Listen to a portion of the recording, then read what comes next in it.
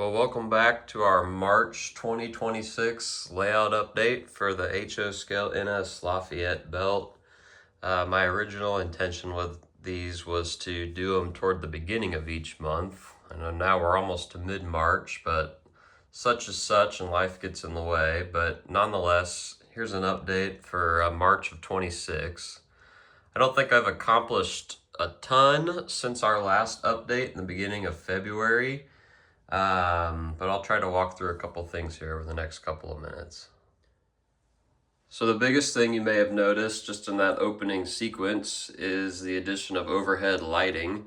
I don't think that was in place at the time of the last update. I think it was done shortly after. Overhead is just a single LED strip. It'll eventually be controlled by just a single push button on one of the ends of the layout.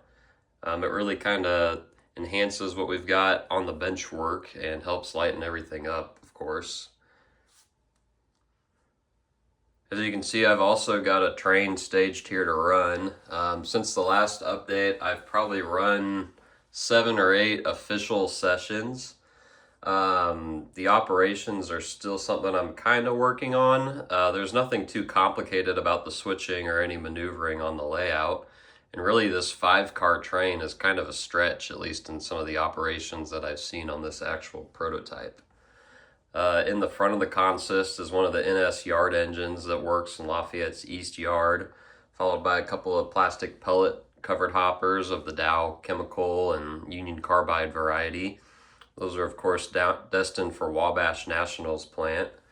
We've got an empty flat bound for Arconic to be loaded with extruded aluminum, and then a couple of box cars bring up the rear of the train with the caboose. Those are loaded with ingots of aluminum, theoretically, but destined for Arconic. With the lighting came the addition of lighting on the actual layout. I got all of the street lights wired up, and something I've always wanted is flashing grade crossing signals. I was able to take advantage of the prototype having several sets of these with the set I'm featuring at the Sagamore Parkway intersection. As I've said before, in real life, this intersection has gates, but that's not really something I wanted to mess with right now. Could be something we add in the future, but these were already kind of a pain in the butt to get wired up correctly and working. Nonetheless, they do function as intended, and I'm not really trying to get too involved with detection and all that. So for now, they're just operated by a push button that the operator can hit as they approach the crossing. The hardest part about that is just remembering to turn it off once the circuit's been cleared. Moving over on the Wabash National side of the layout, there's not a whole lot new here either. I did manage to pick up some jersey barriers and some concrete parking stops. You can see several of those in the parking lot. I need to get just a few more of those to finish out the parking lot. Over on the Main Street road crossing, that's not a trick of your eyes or LEDs on the camera. These logic rail fusees are actually flickering, and again, like the grade crossing on Sagamore Parkway, these will be used by the operator to protect this crossing with a push button. This is a real life thing that they do on the prototype, as the move is led by a shoving platform or former Norfolk and Western caboose. When the crew gets to this crossing, it's only protected by crossbucks, similar to the ones you see here. The crew will dismount, throw a couple of fusees to make sure the crossing is protected, and then they will complete their shove onto the Arconic property if that's where they're going for the evening.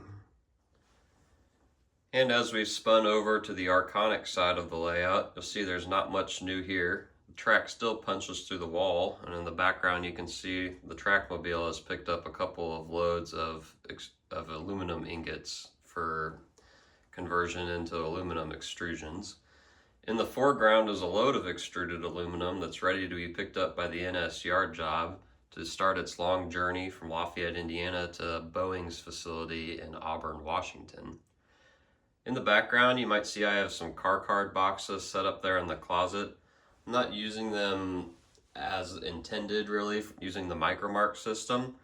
We've got a few different slots set up to try and bring something to the operations in Arconic where you're not just able to pull and pick up, pull, and spot cars as you please. There has to be some sort of rhyme or reason to it.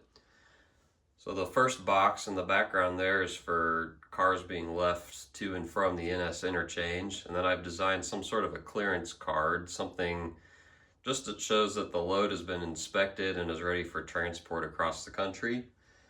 There's also a box on there for cars that Arconic has on hand.